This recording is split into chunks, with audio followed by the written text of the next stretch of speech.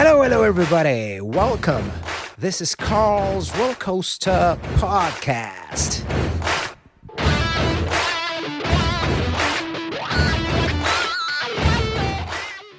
Hello. Here we go. Part 2 of this very insightful conversation with my friend André Dellamanha. If you guys haven't checked the first part of it, I highly recommend it. It's a very, very interesting life journey, professional career, and someone that followed his dreams and, wow, got a lot out of it. And it's very inspirational. I highly recommend you checking first part 1 of this podcast. Otherwise, just press play here and carry on, because this part 2 is full of goodies. Enjoy. It was crazy because the thing with Sepultura was that, like, obviously, after Max left, Sepultura always had to struggle a lot. When you lose a singer like Max Cavalera, it's really hard. Regardless of, like, Derek is an amazing singer, the albums are great, and but it was hard. So the struggle with Sepultura was when Max left, they lost their management, and so they ended up having everything split into two managers. They had Todd Singerman, who's the manager for Motorhead and Anthrax. So back in the day, it was Motorhead, Anthrax, and Sepultura. But Sepultura also had, like, a completely different business in Brazil that Monica Cavalera, who was Igor's ex-wife, ended up taking care. So we had Monica, who had no idea what she was doing, taking care of shit in Brazil. And we had Todd Singerman taking care worldwide.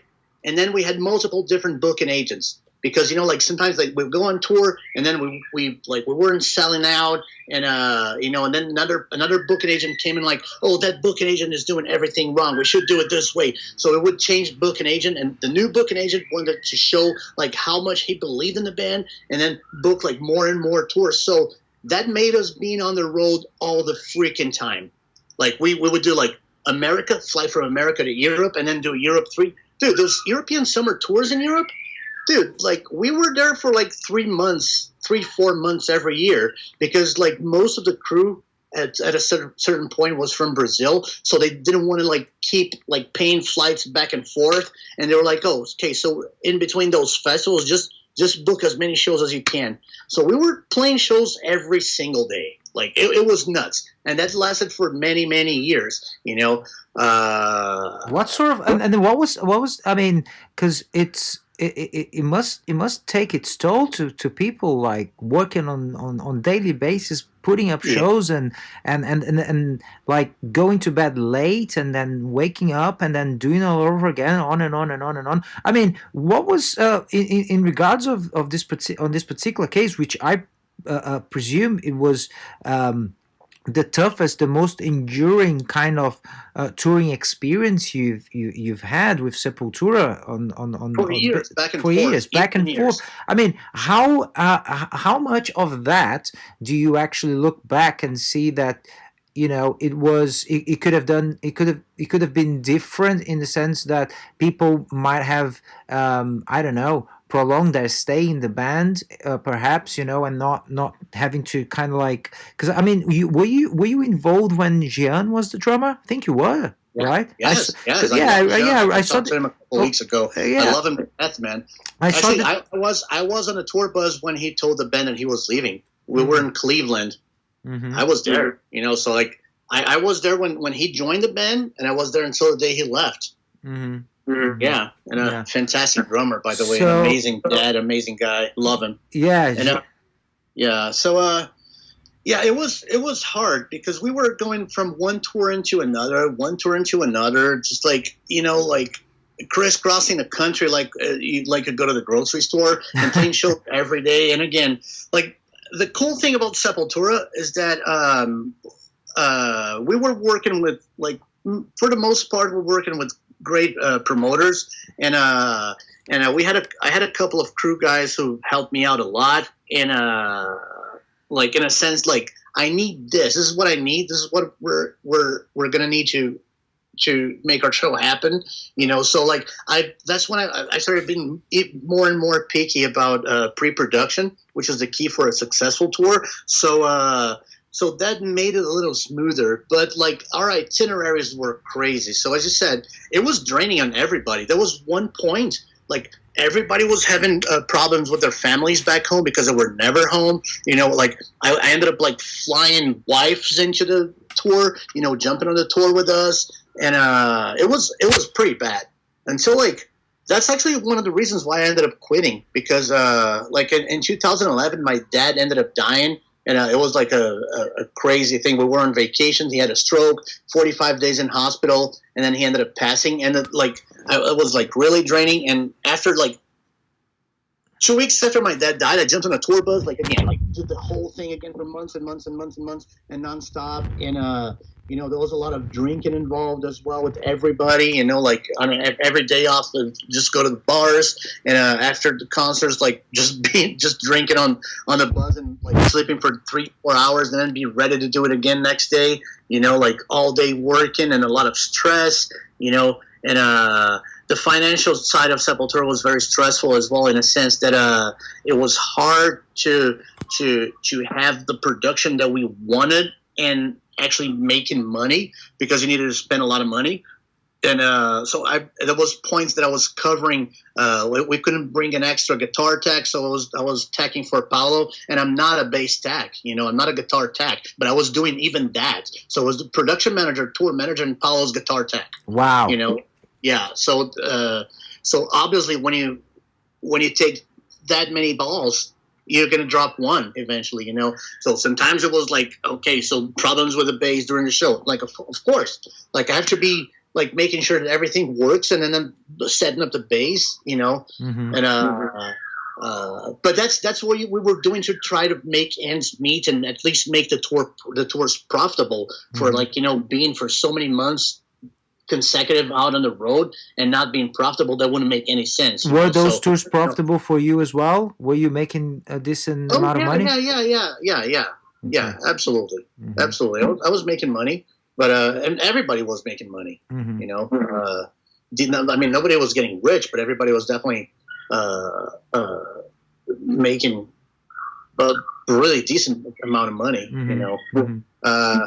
In regards of merchandising on the road, were you responsible for liaising with the local venue and handing them the goods, and then at the end of the night, would you have to go there and count stuff count the money? No. You always had a designated person for that. I always have a merchandise manager, right? And you need to have a merchandise manager, like in I know that a lot of bands do that with like tour managers. I'm like this. First of all, this is not going to save the band any money. This is just going to make it sell less.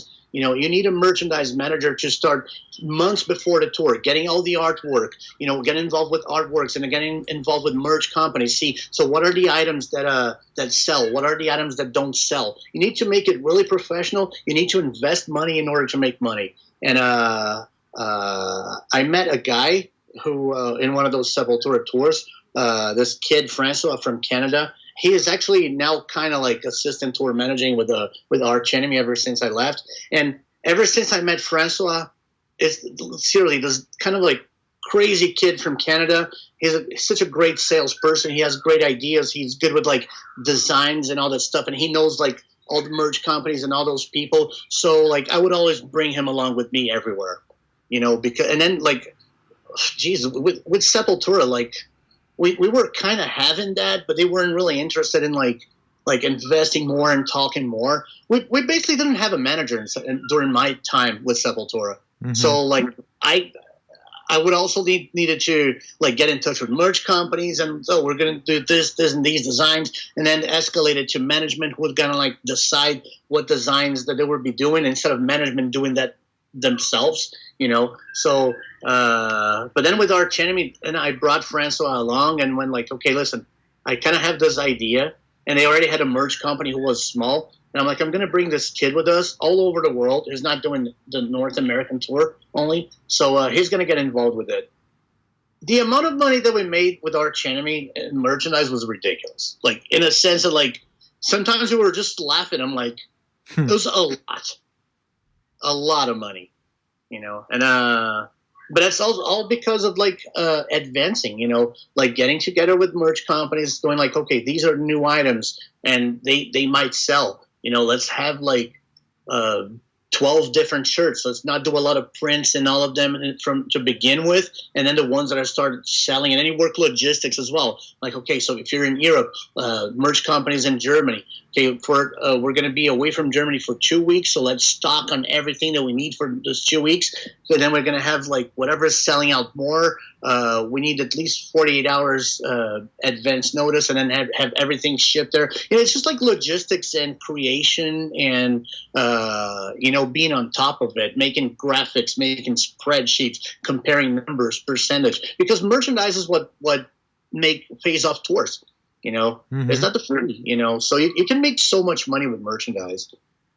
Did you at the time you were doing all of those tasks, but I presume you were obviously reporting, not you, but like your merchandise manager would be reporting those numbers to you, and you would be reporting those numbers to band management to put an order, or did you have autonomy to just put through the orders yourself and therefore assuming the responsibility of shortening your order or ordering more than you actually needed? What was the case on this particular one with Arch Enemy? Usually what I like to do, because I like to oversee merch. It depends. Every band is different, but I always treat a lot of bands put merchandise numbers into their tour budget. I think it's good to have it all separate, regardless of what you're going to do with your income at the end of the tour. But I like it. I like to keep it separate. But I like to have I like to have reports every night or every morning. Usually I would get reports like the following morning after load in and all that stuff. For the next show, like I'd have a merch guy coming in and going like, okay, so we're selling out this and that. So should we order this and that? So I would like to be involved as well. Like not telling, because like maybe the merch guy will go like, oh, I'm gonna have all these boxes delivered to Switzerland. I'm like, you idiot! Switzerland's not part of Europe, so we're gonna have to pay taxes in Switzerland now to have all that stuff delivered there. So I like overseeing it because there's lots of details, Like whenever we went to the UK, I always used a different merch company in the UK than in the rest of Europe. Like if you're going to Switzerland, like I would leave a lot of the merchandise in Germany, stop the truck in Germany and drop all the merchandise, and then the merchandise that are not going to be selling in Switzerland, and then picking it back up on the way out of Switzerland, so you don't have to pay taxes in or taxes out, on stuff that you're not going to sell anyways, So you have to like be really careful with all those details because it can save you so much money, or you can make so much more money. But yes, like I would oversee everything. I would always tell them like, don't do anything without telling me. First, because I'm a control freak, and second, because if shit goes down, I know that it's going to be my fault, even though like I'm not involved. So, sure. Yeah. But towards the end, Francois was doing really well. So I'd say Francois because he was like the only merch guy I was working with in the last 8 years that I was on tour. Mm-hmm. Whenever he wasn't around, everything would go down the drain. So you need a professional merchandiser. There's plenty out there, but he was my guy for sure. Right. And when did you start working with Arch Enemy, and how did that happen? It's a funny story, actually. As I said, Sepultura was really draining. So around 2012, like there was like I was having nervous breakdowns. Like one day we were in a festival in Germany, and I thought I was going to have a heart attack. I'm like, what the hell? So I went to the ER. They had like a first aid tent. And I'm like, dude, I think I'm going to have a heart attack. And then they're like, oh, no, you're actually good. So did some tests there. And they're like, oh, no, you're good. I'm like, okay, cool. So then I started getting like those things that were like kind of panic attacks, anxiety attacks. But I thought, and sorry, André, but why do you think was that? I mean, I was working my ass off. I wasn't sleeping, and we didn't have the healthiest lifestyle. There were not drugs involved in Sepultura. And, like the lifestyle itself. So it like was playing the shows. lifestyle itself. It wasn't the job or any pressure coming from above or from the sides in order to keep the whole thing together. It was literally the lifestyle. So let's just, Yeah, yeah. yeah, okay. I don't care. Like I don't care about pressure. I mean the worst pressure for me is the one that I put on myself because I'm a perfectionist when it comes to that.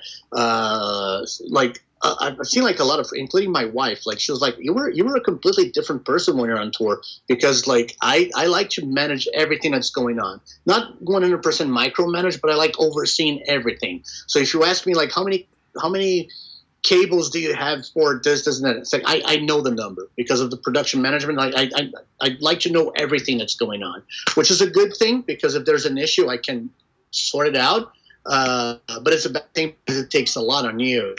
But then like with Sepultura, and then so we were on a tour with Sepultura, and like it was only like a week to go, but we were doing Wacken.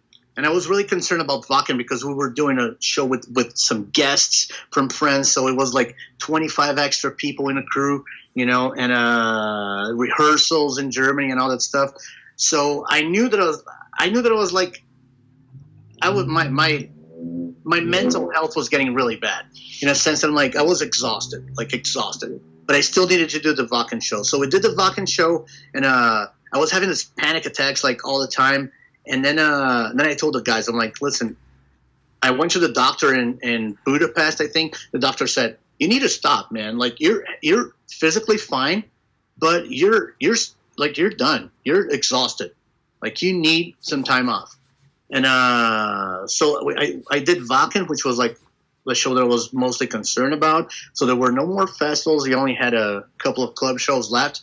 And then I flew back home. I put like another guy in my place, and I'm like, I'm flying back home. I need to stop for a second. And the band understood that. What's that? The band understood that. The band understood the situation. Oh, they had to because like they saw that I was like freaking out, Mm-hmm. you know. And then I went back home, and I'm like, is this really worth doing? You know, like my health was like I was healthy, but I was just exhausted. Mm-hmm. I was drained. And that's when I decided, like, you know what? Like, so I called them and said, I'm going to quit. I'm sorry. I can't do this anymore. And then I'm like, I'm going to take a year off, you know. So that was 2012. And so I just packed and moved to France, you know, like had friends there and all that stuff. So, like, I'm just going to hang out in France for a year. I love France, love the food, you know, love the wine, you know. So moved to France. And that was around September 2013, so September 2012. So next year, so just chilling in France, man, learning French, you know, like traveling a little bit. I used to like going to soccer games in France, Germany, England. So I'd fly to Germany, watch like Bayern Munich games, fly back home and all that stuff. So next summer, I went to Hellfest. You know, like a couple of friends of mine are like, oh, there's Hellfest. I'm like, okay, I can hook everybody up with all access passes. So I got everybody passes. I remember, I saw you there. Huh? We met backstage at Hellfest that year. Oh, yeah? 2013? Oh, no. 2014. That's when we met. Okay. Yeah, 2014, I was already working there. Right. So I'm backstage there, like, hanging out with friends. So Dirk Lieberger, who used to be Wasp's tour manager, he was like, oh, who are you here? Are you here with Sepultura? And I'm like, no, I'm just here hanging out. Oh, so what are you going to be doing, like, towards the end of the year? And I'm like, I don't know. And he was like, do you want to do Arch Enemy or Wasp? And I'm like, yeah, just hit me up. So a couple months later, he calls me and goes like, okay, so I'm taking over Wasp, and I can't do Arch Enemy anymore. Can you do it? And I'm like, yeah, for sure. So, and he was like, okay. So he introduced me to Angela Gossov, who was a singer in Arch Enemy. And she was like, okay, cool. So we're planning on starting a tour in April. There's going to be a new album coming out in late March. And I'm like, okay, cool, awesome. So get me in touch with yours. And so I started talking with the stage manager, doing like pre-production and all that stuff. And I saw that like I'm like, okay, so I can get you guys endorsement for this microphones. It's like speaking to Angela, like, what do you need? What exactly do you want? So I was going after a bunch of companies because I'm like, oh man, Arch Enemy, like, it's such a powerhouse name, but they don't have like endorsements and with like cables and sound consoles, mixers, lights. Like, we need endorsements, and I know people in all these companies, So I started with a lot of endorsements for microphones and cables and anything they wanted. I even got them an endorsement with Soundcraft, so they would send like the Soundcraft mixers for monitors and front of house. We were traveling with them for free. Wow. And then Angela, I saw that Angela was not very responsive, and I'm like, that's so weird, man. This Angela, she's like not responding to emails. Like, it's something that I'm doing for her band, and she's like basically like replying to an email once a week,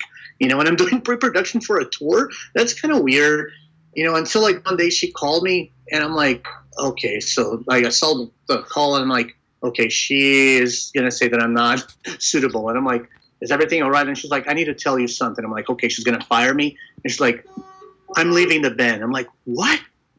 And she said, yeah, I'm leaving the band. Don't tell anybody. We're going to announce it in 2 weeks. We have a new singer already. We recorded the album. Nobody knows.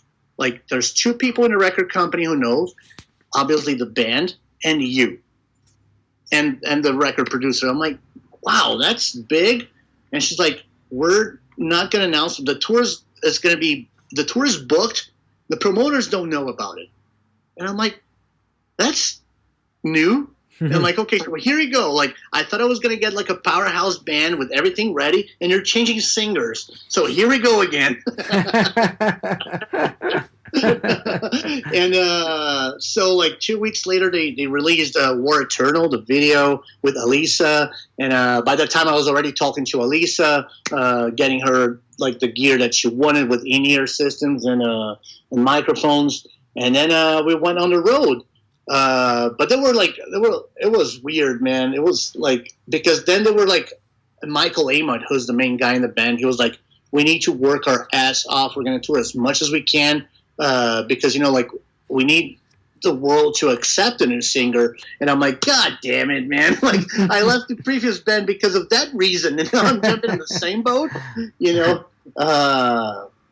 But it was fun, man. I had so much fun with Arch Enemy. Michael Amott and Jeff Loomis. There's like, I talk to Michael Amott every day to this day. He's also a record collector. So we became a very good friend.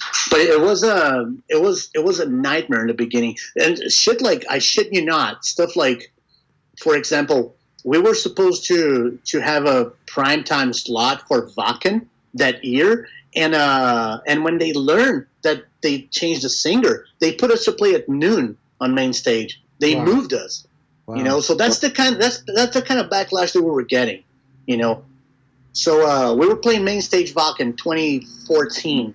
So the Wacken guys were like, "Oh, so you're changing singer? So you're not playing at 8:00 at night. You're playing at noon. You're gonna be the first band on that stage." And we're like, "Motherfucker!" But then we had 70,000 people showing up at noon at Wacken to see us, and then they're like, "Yeah, we're bringing you guys back next year, and you're headlining." Wow. And yeah, but we worked hard, like hard. We were always on tour as well, always. But then by that time, I knew exactly what I was doing, and they gave me a lot of room to work because they were basically, not starting from scratch, but they were restarting, and the previous tour and production manager was pretty bad. And he left a lot of gaps that I was like, okay, I know how to fix all this. So I take responsibility on bringing the band back. Not full responsibility, of course. We're a whole team that worked together with a very great flow of communication. Like, we're working with a bunch of Germans. We're super functional. It was kind of stressful at times because Germans, they have that expectation of 100% needs to be perfect all the time, and they can't handle the frustration, I had a lot of fun with that. Just making the Germans like walk in circles and go crazy over like stupid shit. But I had a lot of room to improve their production the way they were. They were like, I'm like, you can't act like a small band. You're a big band. Like, so act as such. So for me, it peaked when we did the headlining show at Wacken in 2016 with a huge production. Like we spent like 57,000 euros just for that show in production. Wow. Yeah. Pyros involved. Was that? Was that pyros involved? Pyrotechnics? Oh, I used to do pyro. I was the pyro guy in Arch Enemy as well. Really? A lot of pyro, a lot. And I was the one who introduced pyro to them. Wow. Because like there was one show that ended up selling out, one of those festivals. So they gave him a bonus, and they're like, "Oh, great! So we have 10,000 euros in the budget." I'm like, "Fuck that! We're gonna use that for pyro." And they're like, "Are you kidding me?" I'm like, "No, let's do pyro." So I got in touch with the Dynamo Open Air crew. And I'm like, I need your pyro, the best pyro company around town. And they gave me contact of this guy. So since I knew the songs, I had the company setting up all the pyro. And I'm like, I'm pushing the buttons. I'm a Kiss fan. I like to see shit explode, you know. So really? So hang on a minute there. So all the legalities involved in order to bring pyros to the stage. Obviously, you dealt with all of that alongside this company. Yeah. Alongside this company on a daily basis. Yep. And then, I mean, how many people would you have extra in your team in order to be able to have this set up, organized and at the ready to just press the buttons, basically? But I mean, I presume you had like a team behind you, and can you just give us some details? We never had a pyro crew team traveling with, but since pyro is pretty standard, you would just get in touch with because I was only doing pyro in festivals. I wasn't doing it in indoor venues. Right. So I would get in touch with the festivals or outdoor shows as well. I would get in touch with the promoter and go like, who is the best pyro company you have around? And then they would give me somebody, and I knew exactly what I needed, and I would have I do pre-production with emails, and then have them have everything set, have all the pyro permits, and have fire marshals coming over before. You know, I had the company and the fire marshals doing that by themselves, so they were the ones responsible for it. I was like, I don't want to have any responsibility with this. In a sense, I'm just going to be pressing buttons because I know the cues, I know the songs. You know, so I would do the setup of everything with the pyro company. Like, oh, this goes here, this goes there, this goes there, and then I would have meeting with the band, like drawing the stage and going like, okay, so this is what you have today, and this is when it's going. You know, like put all the cues on the set list, like next to the name of the song. Go like, okay, so fire, concussion, or just flamethrowers. You know, and mark the stage like like standard stuff. Yeah. Don't be there at that exact time because I'm gonna grill you. Mm-hmm. You know, mm-hmm. and that you would have this conversation, this discussion with the band. But would you have a separate? Would you have a separate one with the crew so they were fully aware as well from what was happening and where the fire would be coming from?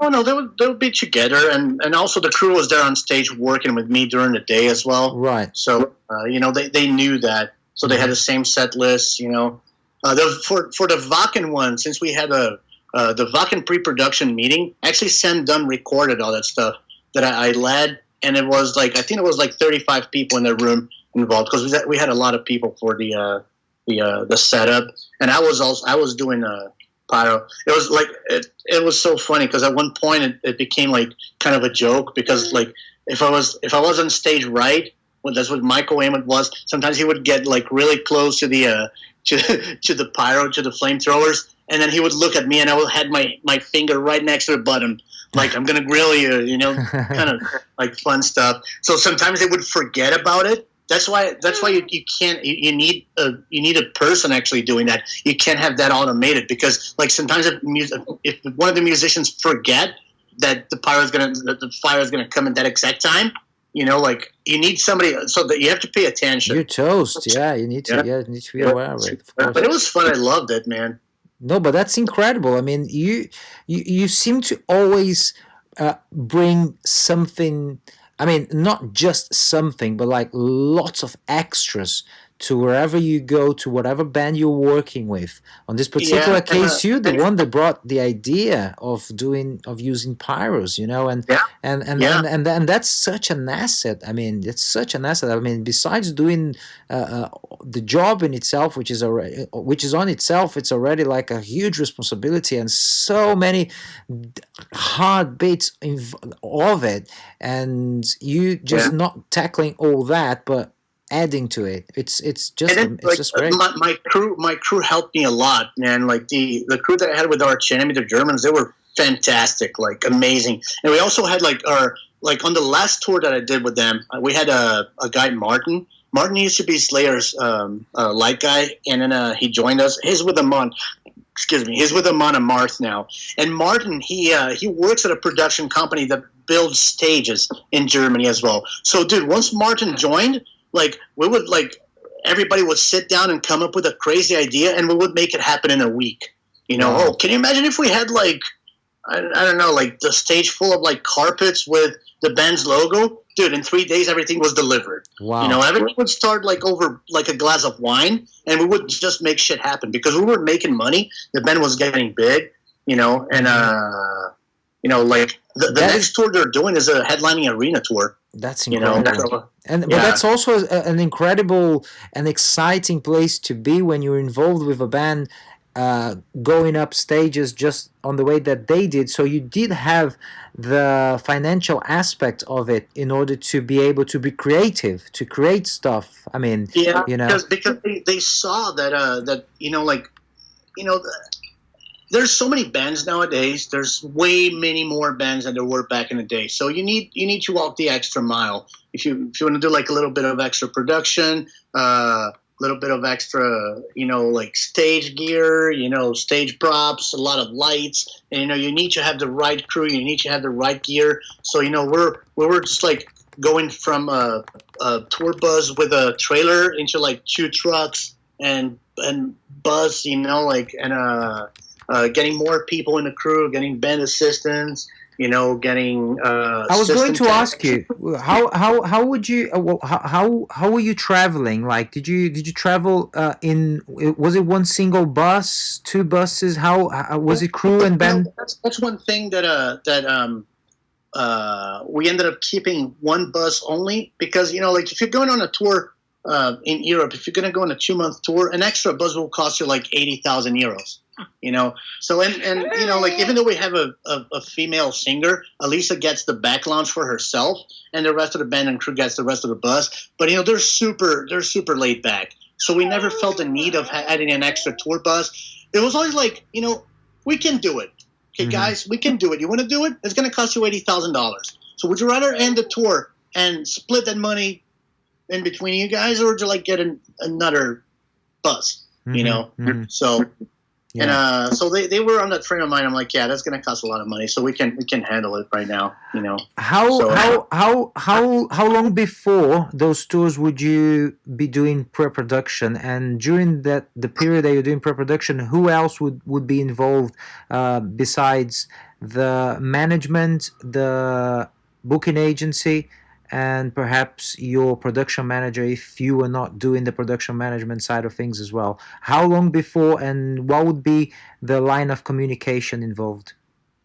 As soon as the tour was booked, I would get all the promoters' contact info and start pre-production. Obviously, after, sorry, I skipped the timeline here. I would, tours booked, get into management. So what is the budget? What do you want to do? What are we doing? Are we building a stage? Are we bringing setup? Do we need local carpenters to set up the stage? Do we need local riggers? Are we going to bring like lights? Are we going to bring rigging? Are we going to bring like, what are we bringing? So what is the budget? So there was a talk always between lights are always because sound, it doesn't change much. Like the only thing sound that would change was that are we bringing wedges or not, because we were always self-sufficient when it came to front of house consoles and monitor consoles, like in-ear rack. We would never add much other than bringing wedges or not, which like towards the end I would always bring my own monitor wedges. We always had like 13 of them, 12 on stage and 1 queue. So we bring a couple of spares. But then lights were always like an issue. Like Martin, this guy who's fantastic. Martin, like he could be doing production management as well. He's a great light guy, and he knows like a lot about lights. And he came up with systems of like light carts. So we'd have like all the lights in cars that would just like roll in and out of the venue. In and out of the truck and into the venue and back into the truck. So I would write all the riders. Like all the riders, I would start from scratch for every tour. So I was always a psychopath when it came to tour pre-production. So I would, as soon as I had all the information and I could get a rider together and ask the promoter for exactly what I needed from them, I would start pre-production. Sometimes promoters would go like, "Oh, but this show is only 5 months ahead. It's 5 months ahead." I'm like, I want to have the tour book ready next month. Nothing is going to change. This is what we're having. This is what we need from you. So obviously, like the first thing I would do after the tour was booked, I would call the truck and the bus company. I'm like, block buses and block trucks for me, because I don't want to get like 3 months before the tour and give you a call and you then tell me there's no buses available or no trucks. So I was always a psychopath. I always had a tour book ready like a month ahead. Like I was always like really crazy, like with every single time, like concert times, like everything. So some promoters got really pissed at me, like, "Can you please stop emailing me because I'm busy with something else?" I'm like, if I stop emailing you right now, you're gonna have the most horrible day of your life the day I get there. So and trust me, so I made a lot of enemies around in that sense, because people don't like to be told what to do, and I would get like really pushy with promoters. Not all of them, because some promoters are usually the same, and then the guys who are not going to give you a hard time, and the guys who you have to walk an extra mile to be a pain in their asses. And and I would do that with great pleasure. You mentioned it about a period where there was lots of excess, and we all know that this touring life can be very, mischievous in many ways, and there's a lot of excess that takes place, and sometimes they don't, depending on the artist that you're working with. And we've all dabbled here and there with the parties that take place and whatever else that accompanies that. But how was ever any sort of, not rule I'd say, but like some sort of common ground where you would say to crew, for instance, that don't drink between this time and that time, or don't smoke between this time and that time? Or was it simply a thing of like, you were delivering, you're doing the job well, I don't care whatever you do in the timing in between? And that's question one. And question number two, for you yourself as a tour manager, like having all the responsibility and being somewhat the leader of the ship, I mean the one that people will look up to, how did that change for you throughout the years? I mean, in the sense of like, okay, I do have a couple of beers tonight, or I do not have a couple of beers tonight. I think that when you're touring on that level, with bands on that level, most of the people actually know what they're doing, in a sense of like, you barely ever see a crew guy like getting wasted during the day on a show day. I had people, I had functional alcoholics working with, which was like amazing. People would start drinking like in the morning throughout the entire day and be fine doing their jobs, but those are functional alcoholics. Those are exceptions, but then, it's kind of sad. I've seen like sad things happening. I've seen people like waking up in the morning and chugging down a bottle of Jägermeister just to feel good. Bloody hell. That's extreme. Yeah. With crew guys, and probably dead by now. Most of the people, man, like, there's always like, if you're touring like Europe or the States, when you actually have a tour bus, after the tour, like, you can just like load out and go straight to bed.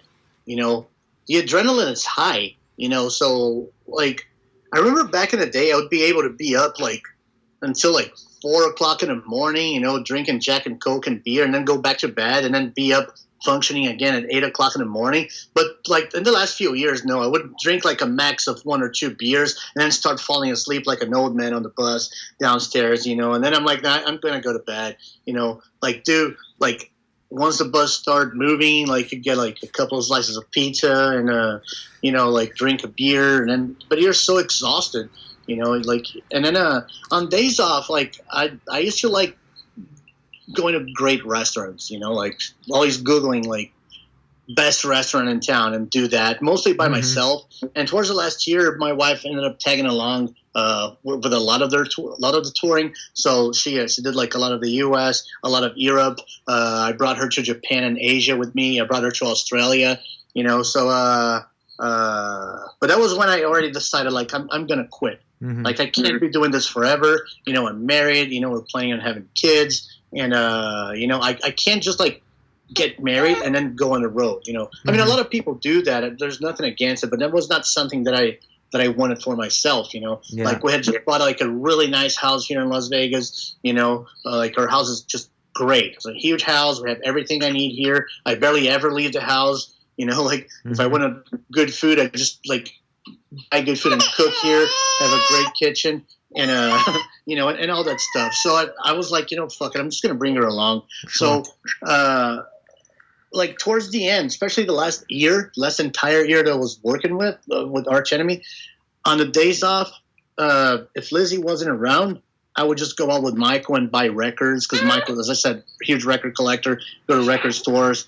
But with Sepultura, like back in the day, it was like day off, everybody get together, let's go find a bar, and which was fun as well, like. But what would happen? Like two scenarios here.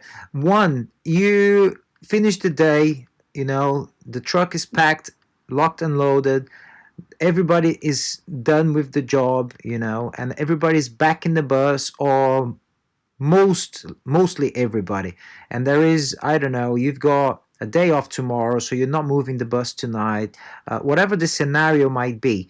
But the thing is, you've got 2 members of the crew, or actually not even members of the crew, say a band member for whatever reason has gone out with a couple of friends, coming back later, or the band is out on talking to somebody, and it's kind of like, everybody's like ready to go to sleep, and yourself as well, your day's work is pretty much done, and then you have this sort of extracurricular thing going on. How do you approach that? I mean, is that do you manage to go to bed, or do you have to wait for the artist? Okay, everybody's tucked in bed. Okay, great. Now I can have my shut eye. I think it depends on the kind of people you're working with. Both, man. I'm like, I gotta go with both. Like I've done like a lot of babysitting in a sense, like I'm gonna do like a body count before the bus leaves. But then like if the bus is leaving 5 o'clock in the morning from a festival that I know that they know a lot of people and there's gonna be a party going on, I go like, I'm not gonna be waking up, and I'm not gonna be coming and doing a body count. If you're left behind, it's on you if the next show is canceled. So I never really had issues with crew guys. We have like one crew guy in Sepultura who was really a party animal, so I kind of like babysat him a little, but just in the beginning. But then he was kind of like, okay, so I know what to do. But and on the days off, and on the it's a great question, because it happened to me twice that people got left behind. Musicians. We were in Toronto in Canada, and we're heading to Heavy Montreal Festival in Montreal, Canada. And I had some pizza delivered to the bus, and then I got into the bus, did a body count, everybody was there, and I went down, paid the pizza guy, brought the pizza back in, told the driver, let's go. And then we left. And after 1 hour, I got a call from Switzerland, and it was this crew guy's wife. And she was like, oh, you left Julian behind. I'm like, Julian is on the bus. And she's like, no, he left right behind you to smoke a cigarette. And then you got back on the bus, and he saw the bus leaving. I'm like, So I didn't leave him behind. He stayed behind. That's two different things. So thank God, like the opening band was still at the venue, so he got a ride with them. But man, and I'm gonna say his name, Derek from Sepultura. He got left behind in Iowa once. We had a show in Minneapolis, and we had a day off in Iowa, and so we're in Iowa, so we go to a bar, go to a sports bar, gonna watch like whatever hockey game it was, and so go back to the bus, and we were parked at a hotel. So we were leaving at 6 o'clock in the morning, and I told him like, I'm not gonna babysit anybody. Like the bus leaves at 6. So Derek decides it's a great idea, completely drunk, to go take a nap in his room, in his bed, in the hotel, 2 o'clock in the morning. So he goes take a nap, obviously, and then I'm sleeping at 11 o'clock on the bus, and then I had a BlackBerry back then. My BlackBerry rings, and I'm like 11 o'clock, and it's Derek calling. I'm like, Derek's in a bunk on the bus right next to me. So what is he doing calling me? And I'm like, Derek? And he was like, yeah, where are you? I'm like, where are you? And he said, not on the bus. And I'm like, and so I open his bunk, and it's empty. And I'm like, motherfucker, I said, where are you? I said, yeah, you guys left without me. I'm like, where are you? And he was like, I'm at the hotel in Iowa. I'm like, holy fucking shit. I mean, and considering it's 11 o'clock in the morning, I'm assuming we had driven 5 hours already. And so it was a small town in Iowa, so there's not like they could go to an airport and fly to Minneapolis. And so I'm like, okay, so I'm getting up. I'm like, what am I going to do? So obviously, like back in the day, the internet service wasn't really good on your phones, you know. And so I had to I came with an idea. Actually, not an idea. And Derek can drive. It's not like he could rent a car and drive, you know.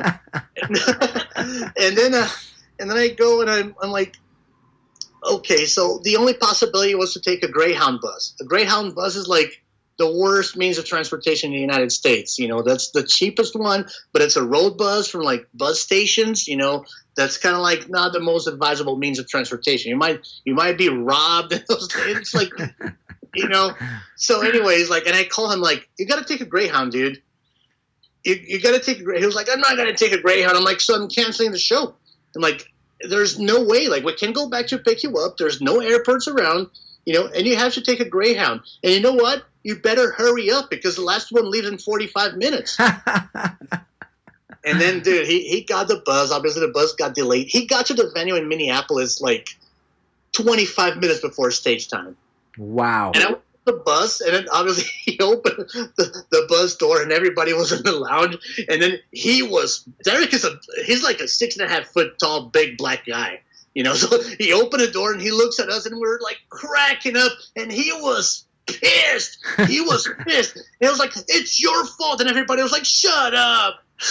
It's your fault. You're the one who's left. You know, he was pissed with me for a couple of days, you know. First because he was left behind, and second because he was made fun of. Oh God. Yeah. Andrea, and on days off, what your responsibility on days off with the artist becomes? Is it again a case by case sort of scenario, or are you 24/7? It's day off, there are no plans, but then out of the blue the artist decides that he's gonna go kart riding somewhere, or he's gonna do some snowboarding in the mountain, and so what do you do? People are totally free, they do whatever they want, or do you kind of follow them, or do you have to follow them? Do you have to be, like you said, babysitting in many ways? No, I usually tell them okay, this is the key for your room, you're checked in, we're leaving tomorrow 10 a.m. I don't want to see you until then. I don't want to hear from you. I don't want to get a text message from you. I don't want to know anything about you. If I want to know anything about you, post on Facebook, I'll check Facebook. Okay. I would always tell them, especially if we're traveling, people with dietary restrictions, if you have vegetarians or vegans, I would always get them a list of like, okay, so if you're a vegetarian, like these are the places you want to go, like, or there was like I had a lot of vegetarians in Arch Enemy and vegans, and there was an application called Happy Cow that would give them like the best restaurants around. So for the most part, like that's there's always the way you spoil them. Like if you babysit them too much, they're gonna call you for everything.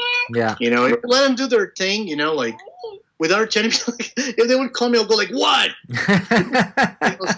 So they would like, I know that if they were calling me, it's because something bad was happening. Yeah. Yeah. Michael would always text me like, hey, you want to go out for food? Or, but mostly like small stuff like that. Like what dude, with the Swedes, man, they were just like hanging out at the hotel or on the bus. There was nothing really crazy going on. Right. It was always like, either go out to the hotel bar, have 1 or 2 beers max, or going out during the day. So I'm bored. Like, are you tired? You want to go record hunting? Mm-hmm. So then I would go into town. But always stuff like that. Like, and on show days, on arrival at the venue, your bus driver, he's got all the directions and all the information prior. And everybody is kind of aware that you're arriving, so that the parking spot is already reserved. There are no issues whatsoever. Well, it turns out there is an issue. You were asleep on your bunk, everybody's asleep, and the bus driver arrives, and the parking spot is just not there. There's a bunch of cars parked there. The bus driver has already have already tried to get in contact with the point of contact of that particular venue. Anyway, nothing is really happening. Do the driver comes and wakes you up, and you take the realms and start doing your magic and try to figure out how to clear the area, or get a hold of the person responsible at the venue?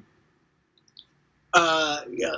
That's the problem that happened in Europe a lot. When you're even some of the big venues in Europe, they're located in downtown, where it's like small roads and there's cars everywhere. So that's why I start pre-production like very early. I tell them like I need, because it's not when you're traveling on the kind of level we were with Arch Enemy. Sometimes it would play like 4,000 cap like smaller arenas, but then we'll play like a 1,500 capacity club in the middle of like a medieval city in Spain. So you have to like bring all the trucks and all that stuff into the venue. So we're not talking about one bus. We're talking about like on the last tour I did, we had 4 buses and 2 trucks. And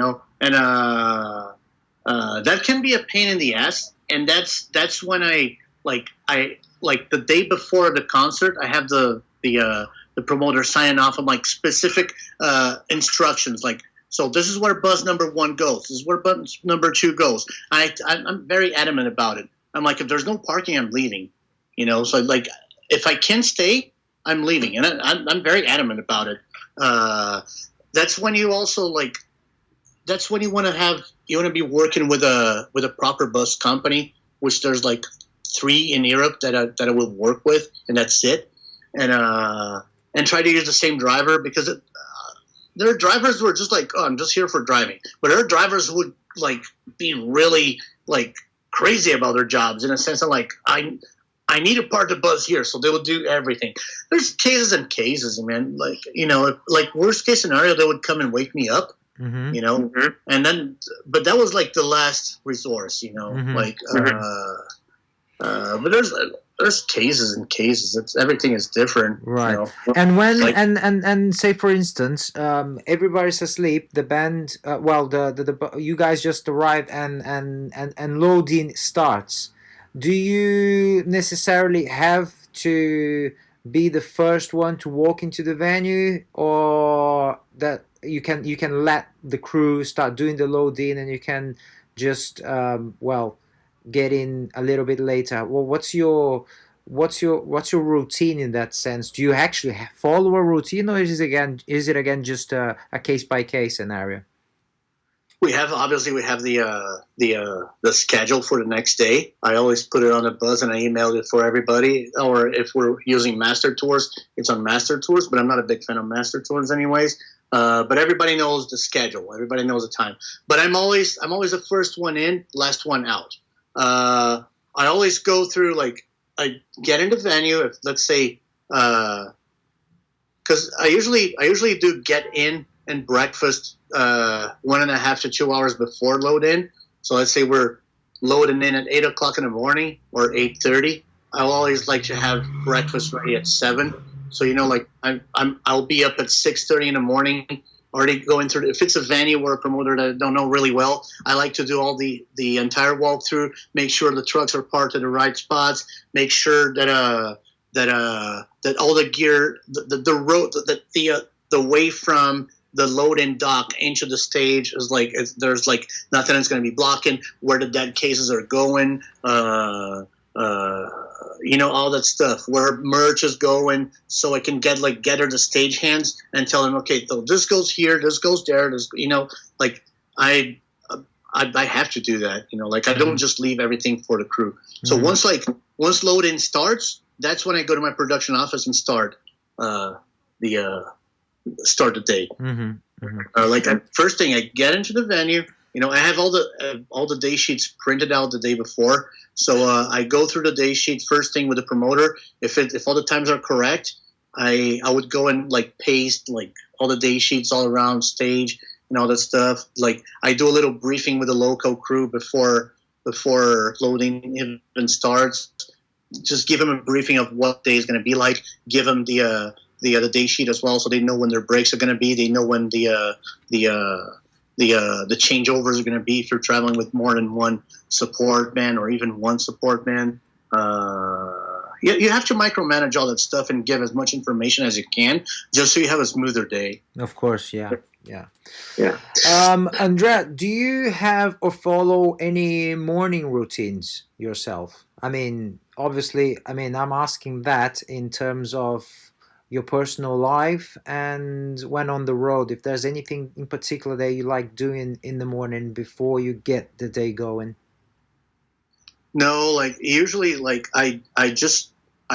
I let's say get in is at 7:30 in the morning, I wake up at 6:45, make myself a coffee, brush my teeth, and then I usually walk in the venue with a cup of coffee in my hand, and trying to find my way in, know where my production office is going to be, which dressing room is going to be, and then go on stage, and then actually I first usually check the stage and load in, and then I check dressing rooms and production office, just so especially when you're traveling with a bunch of production cases, or wardrobe cases, when you have band stage clothes, you have to tell and I either tell my stage manager who's going to be on the truck, okay, so case number, the wardrobe case goes to that dressing room, production case goes to that room, which is going to be used as a production office. The bigger the production gets, the more details you need to know. And so I don't on show days. I'm 100% focused on the show. I don't usually do anything it's just show. And then once everything starts rolling, I can see the gears being put on, being taken to the stage. All the stage hands are there. We have we have as many hands as we need. All the local crews there. That's when I sit down, start doing my emails for the next show. And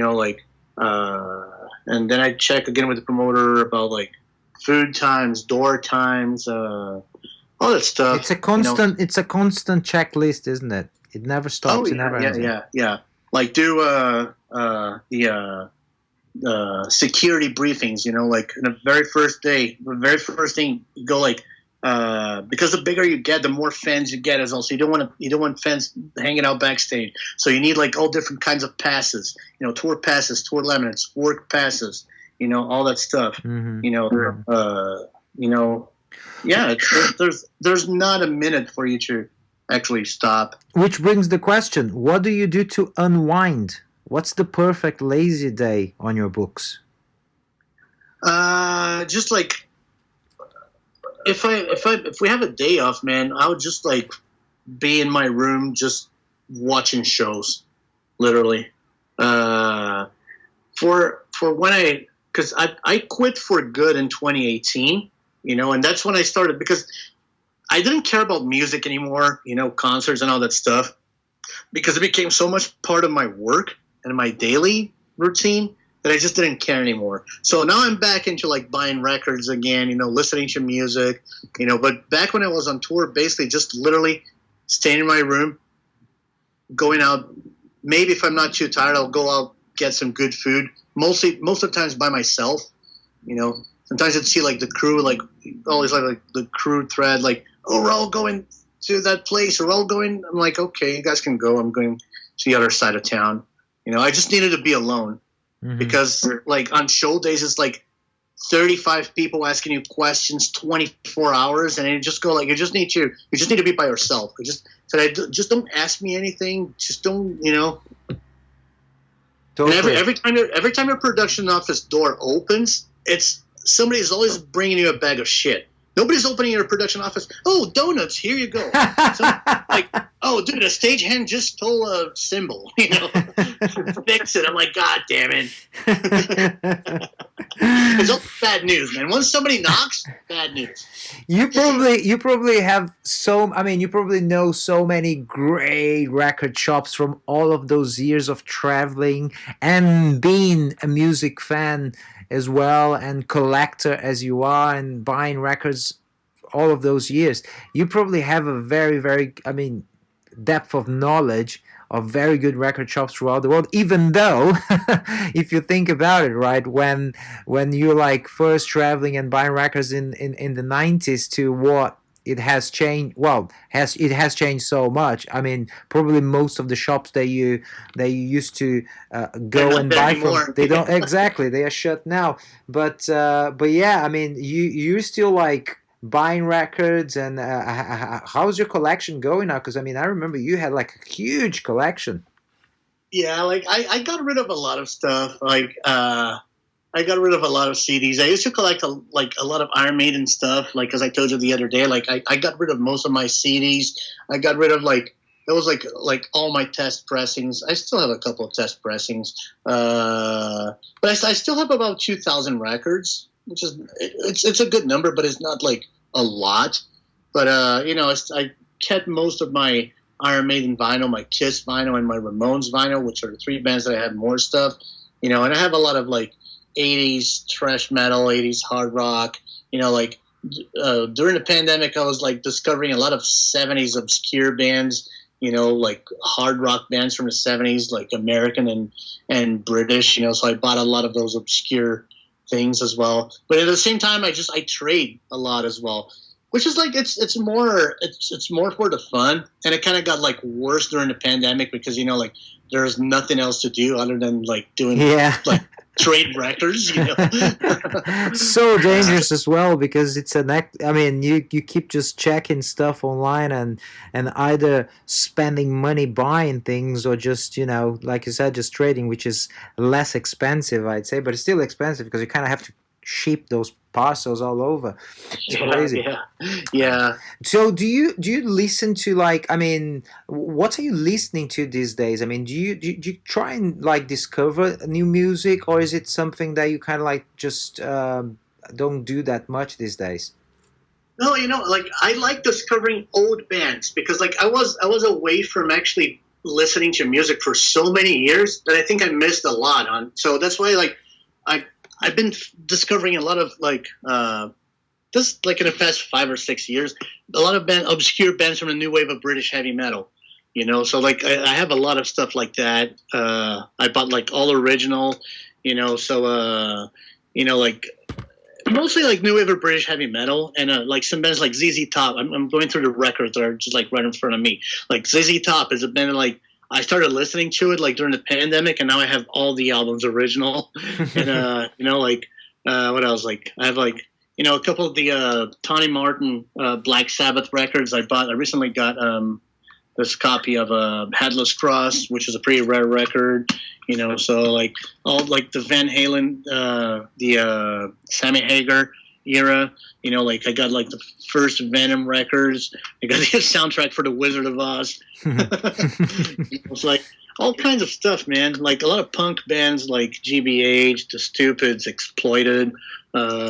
I got like a couple of original Metallicas that was missing. I completed my King Diamond collection. Oh wow. Stuff like that, you know.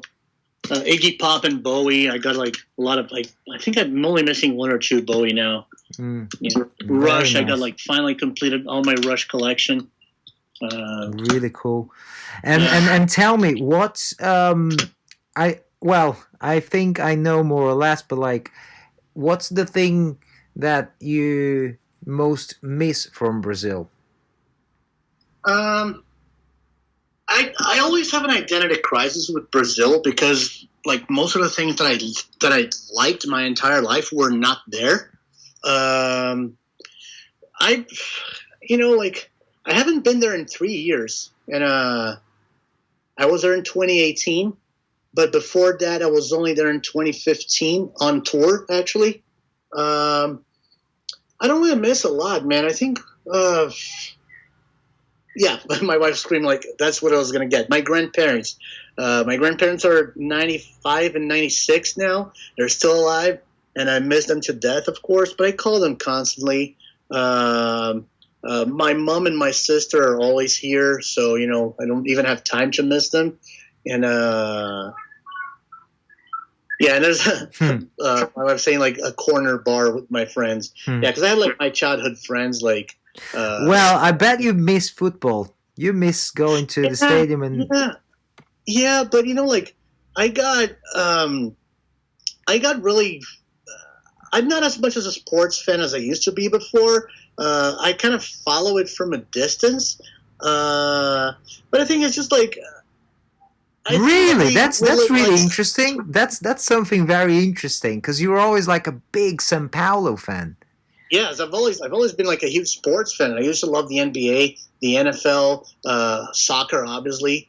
But I think we lived the best days already of in sports, especially in soccer. I think the athletes are just spoiled brats nowadays. You know, they're more about like their self-image on Instagram and all that crap. And I'm not really into that stuff.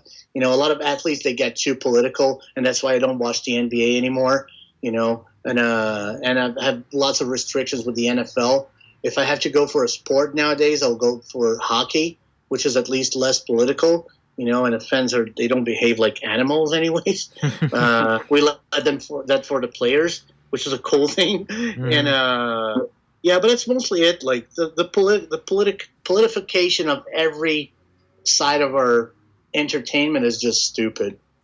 Man, I'm so surprised to hear that because for me, when I asked you about what are the things that you, what do you miss the most from Brazil? Obviously, besides family and friends, perhaps.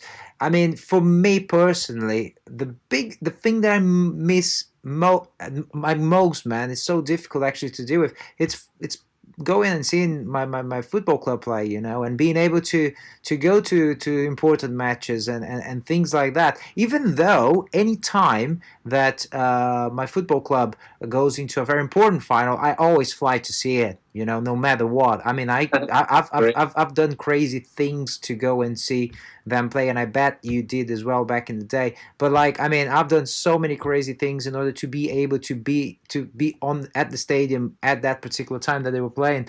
But for me, it's really difficult, and especially with the time difference, the matches here when they're starting now late, well, in the evening back there, it's always middle of the night for me. So it's a bit of a pain in the ass because I can't sleep. You know, I keep awaking in the middle of the night, even though I do not want to watch the match. I don't want to hear about it. I just can't sleep. I keep getting, you know, awake in the middle of the night, just checking my phone just to see what's happening. Yeah. Yeah, when I lived in Europe, I remember like the games would start like 2:00 in the morning local time. Yeah. So I have to be up. So that was a bad turn off, man. Like, and that's kind of like when like, you know, at one point I was like, you know what, maybe I can live without it. You know, I think it was like it can get really draining because Brazilians are so passionate about soccer and you get really carried away with it. So it becomes another problem in your life that you don't have to deal with, you know? So, Absolutely. I mean, you said so many enlightening and great things, and you just said something now that is so important. And my next question, it's actually a good segue for the next question that I have for you, because it's. I mean, the time is, well, arguably the most precious thing that we possibly have, because without time we do nothing, and how we basically use our time is determines so much about who we think of, who we think about ourselves, and what we how we identify ourselves, as beings, as living creatures. And obviously now you, as a husband and a father, I mean, it's probably like way more time constrained for you. Which again, by the way, I have to thank you for taking the time to talking to me here today. Do you have yourself any spiritual practices? Do you have any beliefs yourself? no, I was really my entire life I was really reluctant with God or anything like that. But nowadays I think it's really important because like growing up, like you're a rebel and you see like God and all that stuff. Like, oh, people just believe there's a God who's like the master of all the puppets, like making sure that things go this way, one way or another. And that's what I was always like against. But it was more of a rebellious way of thinking of over something that I didn't want to deal with. But my parents were like not super religious, but they believed in God and all that stuff. And I think that nowadays I finally came to the resolution that God is just I think it's important to believe in something, not as in something that's going to manipulate your life, regardless of how much depending on how much you pray or not. But it's something like it's like you're like an inner voice that's going to drive you, And I mean, when you're growing up, you're taught values by your experiences and what your parents teach you and your family teaches you. You have values, so you think of. You have priorities in life. You think of what's important and what's not as important, and then you use that inner voice to kind of guide you through it. That's kind of like my vision of what God is. Like I've never. Like back in the day, I would never think of the possibility of going to church. And nowadays, I'm open for that. So Lizzie and I sometimes we haven't done that in a while, but we're like trying to find like a church that we could go, mostly for like having a good relation with your community. Meeting more people who are like hanging out with good people with good values. Mostly that. I think that's important. That's really good. Mostly because you're gonna use that time to think more about like, so what am I doing wrong? What can I do better? Just not only for yourself, but for your family and for your community and for as a citizen as well. Absolutely, yeah. Reflection is always important, isn't it? Yeah, absolutely. What kind of food do you go for when you're in need of a treat?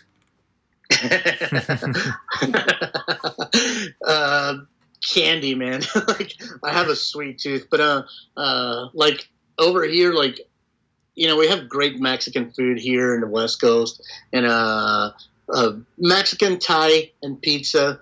I love burgers as well, but I try to stay away from it. Like great Japanese food, even though I don't eat sushi, but I love Japanese restaurants in general. Why you don't eat sushi? I don't eat fish. I mean, but.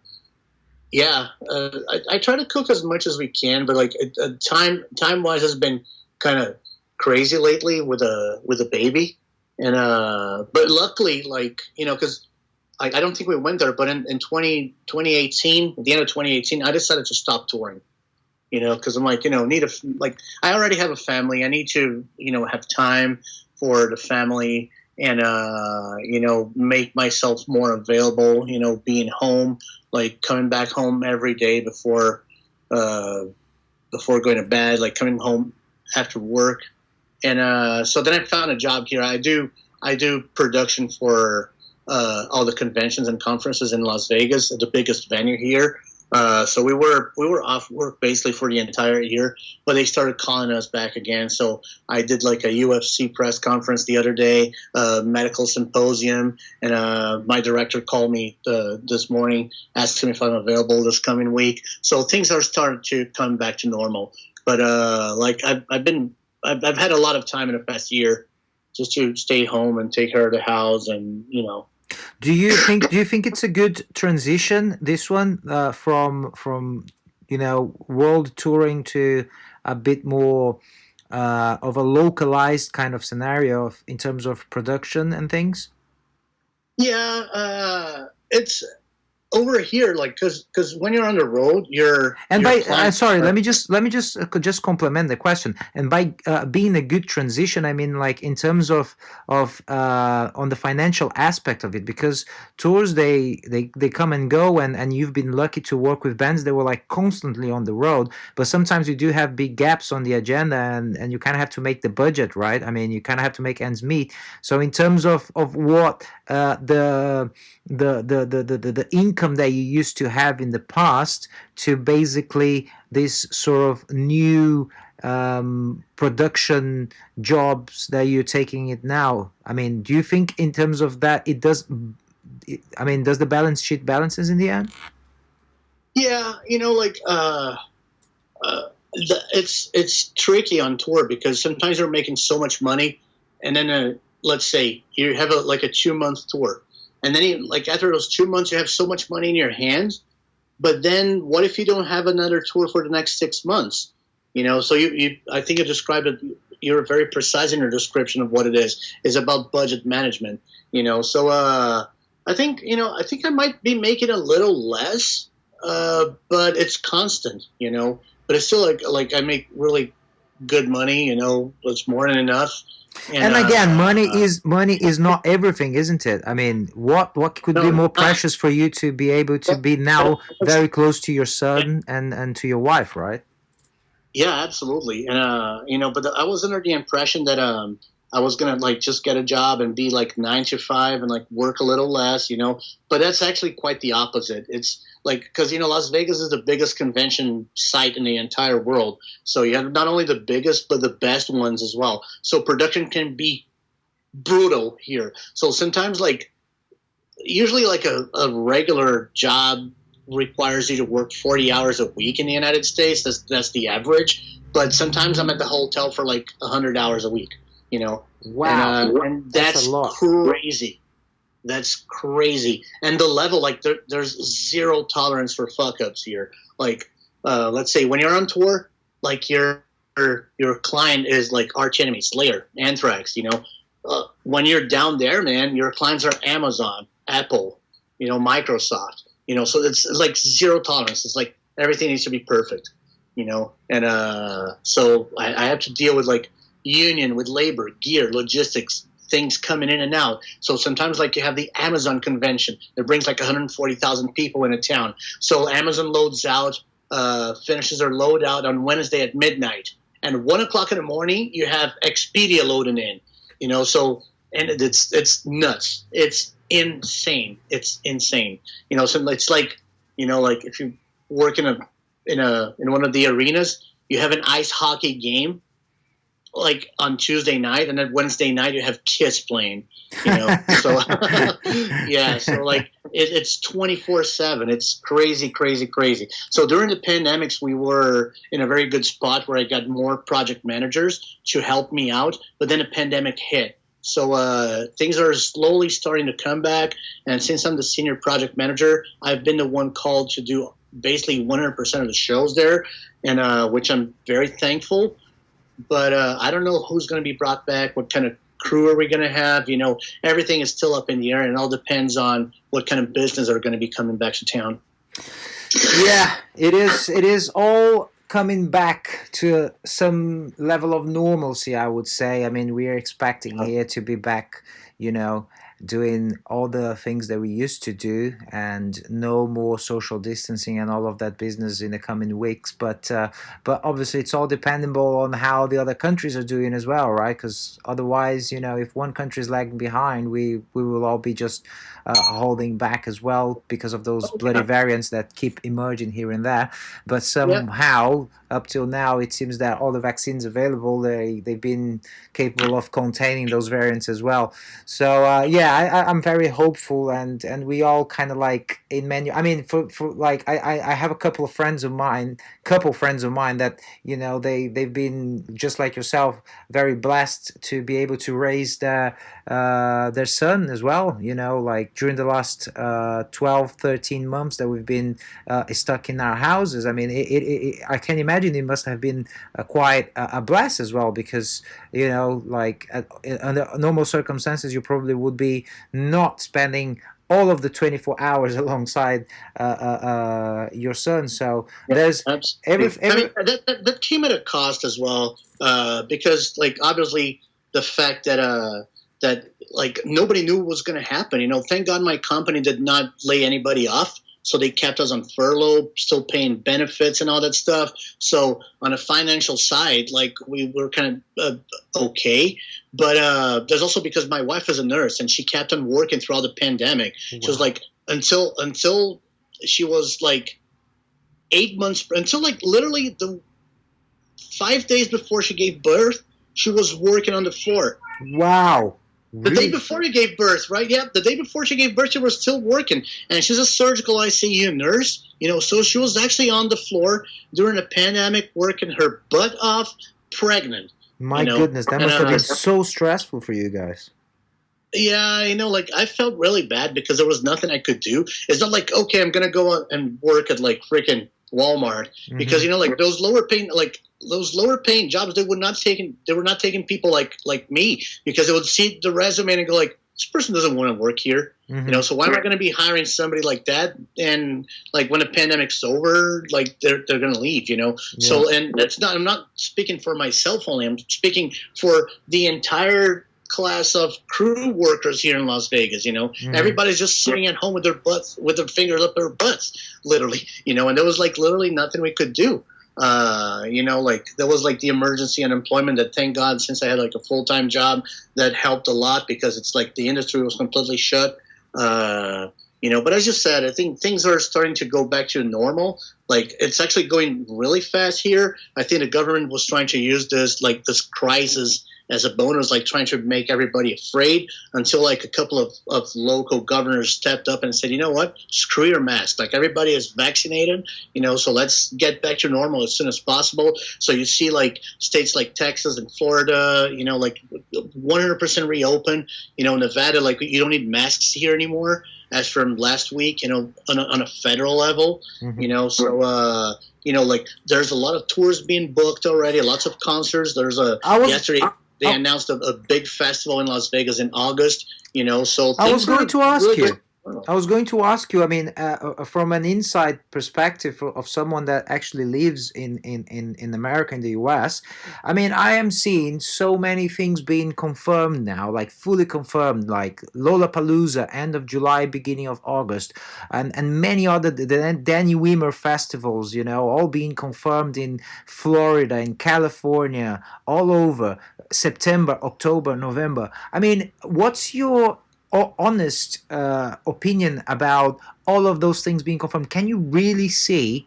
Can you really? I mean, do you think it's a real possibility that by this August, September, or even October, we're gonna have 60, 70,000 people crammed all together in the field watching bands play live? I don't see why not. Like in the first place, I think obviously I don't want to like minimize the gravity of the intensity of COVID and all that stuff, but you can't just like have the whole planet stop for a disease. I understand a lot of people died. That sucks. That's terribly sad. But you have to like relearn how to do stuff. If anything, first of all, there's going to be 70,000 people there, but all those 70,000 people are going to be paying tickets. And I think they deserve to have the freedom of doing whatever they want. If they want to go ahead and buy tickets, it's fine. COVID is just one more thing that's out there. Because, like, if everybody was super worried about everything, people wouldn't eat candies or sodas because that gives you diabetes. People wouldn't drink alcohol or smoke cigarettes because it gives you cancer. Like, people wouldn't eating like junk food or pizza because they'll give them like a heart condition. So that's just one more thing. I understand it's airborne. So yeah, droplets, airborne. Like whatever. We have this Dr. Fauci here, which is like the national pandemic official idiot. That every time he goes on TV, he says something different. Every single day. So I think it's time. Like people are saying like believe science, believe government. So if you follow what people are telling you to do, like they say that you should get vaccinated. And if you're vaccinated, you're protecting yourself and you're protecting other people. So, if you're vaccinated, go ahead and attend to whatever event you want to.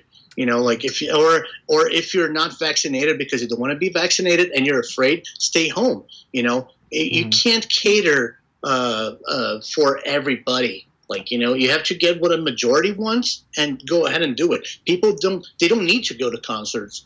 They can stay home if they want, but the world can't stop because, I know like a lot of people died, but I know more people who committed suicide for depression than people who actually died of COVID during the entire year, and that's an actual thing. And, I couldn't agree with you more. I couldn't agree with you more. I mean, I genuinely, honestly, I can absolutely attest to the same things that you just said now, and I couldn't agree more. The fact that this was definitely something new and something very difficult to contain, and it was really like the communication amongst nations and how it was dealt from the very beginning. It was all about, it was a big shambles, to be honest. I mean, they should have dealt it in a much different way, which is quite scary, because when you think about it, with the level of technology and communication we currently have on the planet, I mean, those things should be contained in a much swifter way, and it wasn't, because every country, every nation, they wants to do their own thing, and most of the time they're doing in secrecy, which is probably one of the reasons why it took so long for China to really admit what was going on. But anyway, that's another big story. That's another big conversation. I've already taken a lot of your time today, Andre, and I couldn't be more grateful, man. I agree with you. They decided to politicize the entire virus thing. So over here in the United States, what the previous administration was doing, the opposition would go like, "Oh, you should do it the other way." So they were just like basically like butting heads like kids in kindergarten and not getting anything done. And that was like, over here was really pathetic what they did. Although like I think Trump did a great job. He just stepped up and said, "You know what, this is what we're doing." And that's why. And I think Boris Johnson. I mean, I know a lot of people. Like, I'm not in the UK, but I think Boris Johnson and Donald Trump were the biggest leaders in this whole pandemic thing. And that's why the entire population of the United Kingdom and the entire population of the US are able to get vaccinated if they want. Because of the job those two guys did. I think they were fantastic. So you see countries like Germany and France, so people say like, "Oh, they're such an example of organization." They don't have vaccines for anybody there. People are dying and they're butting heads. They don't know what to do. Yeah, it's crazy. It's crazy. I do think that one of the positives of Brexit was definitely the fact that the UK was totally capable of dealing with the vaccines by themselves, in order to buy them, in order to legislate them, in order to distribute them and implement and do the rollout that they did and currently are doing to vaccinate the whole population. Whereas if you look into Europe, they are lagging behind so bad because of a bureaucracy, and because of bargaining prices and trying to get, which is the case basically. I mean, Europe is one of the places that are getting the cheapest vaccines in the world, paying like $13 or $15 per vaccine, while America and the UK are paying like $22 or something per vaccine. So it's just like one of those things that I've never been a Brexiteer myself, but this is definitely one of the good points of not being involved with the bureaucracy and the legislations that surround the EU. But again, I think America did well. I mean, we're doing really well, and hopefully, I'm very very hopeful, that those things will actually play out in favor of everyone that needs to travel in order to work, and for people that are like you mentioned it. I know so many people as well that have been laid off during the last year because they were simply like uh, uh, uh, well, they didn't have any work, and the way that governments dealt with those kinds of people who are basically just on the background and are self-employed and do not have any proof of work or any contracts or anything like that. It's quite bad. It's quite bad because people are really like you said. I mean, more people that committed suicide than actually died of COVID, and those are the ones that we don't get to hear about it because that's not on the mainstream media. There's no interest on showing that. But anyway. Exactly. Like over here, like since it was like an election year, they would like whenever Trump would go on TV and he would say something, everybody would go like, "Oh no, like he should be doing the exact opposite." Even when he was right, which was actually most of the times, Trump can be a loudmouth. He might send twitters that would offend a lot of people, but he was a great president. He would care about the American middle class more than anybody. And and while the other side were just like undermining him all the time, like including the media, which is very dangerous.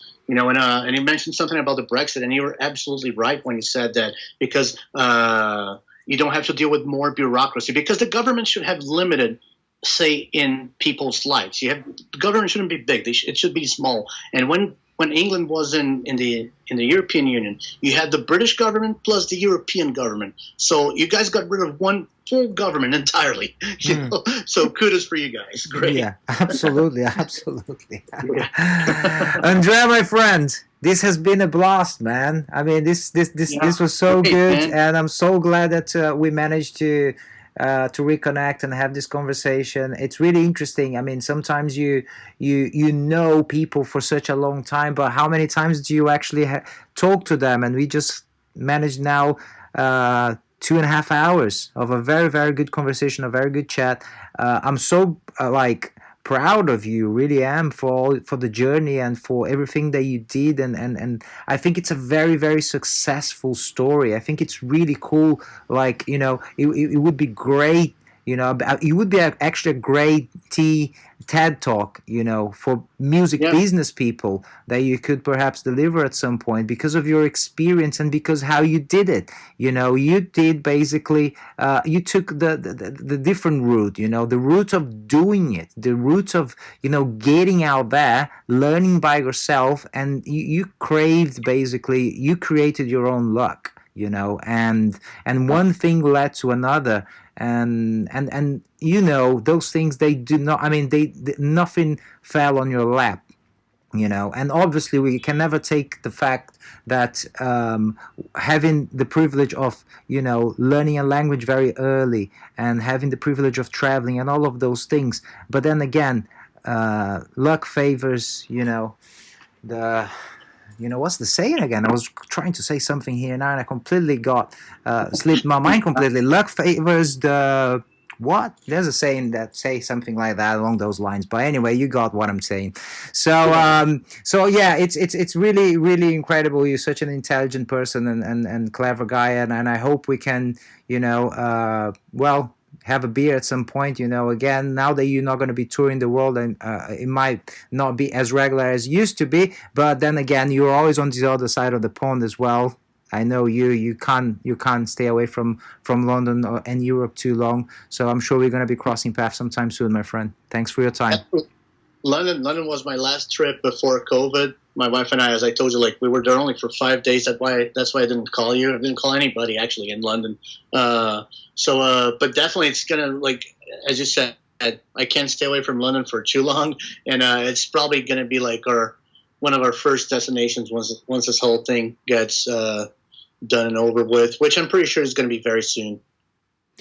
Absolutely. And then we're gonna go and have some food and have some drinks, and I'd love to meet your little boy and and your wife as well. I haven't met Lizzie, have I? I don't think I have. No, no. Oh, yep, not her. No, not yet, but soon. And we're definitely gonna go out for some great Indian food in London. Sounds great, my friend. Thanks a lot, André. Right. Thank you so much. Thanks for your time. I appreciate it. Thank you. I hope you guys enjoyed this conversation, this podcast, as much as I did doing it. So if that's the case, please do follow on Instagram at rollercoastercarl, myself at Carl Casagrande, on Twitter, same thing, Facebook, same thing. Do subscribe. Do subscribe on iTunes, subscribe on Spotify. That's very, very much appreciated.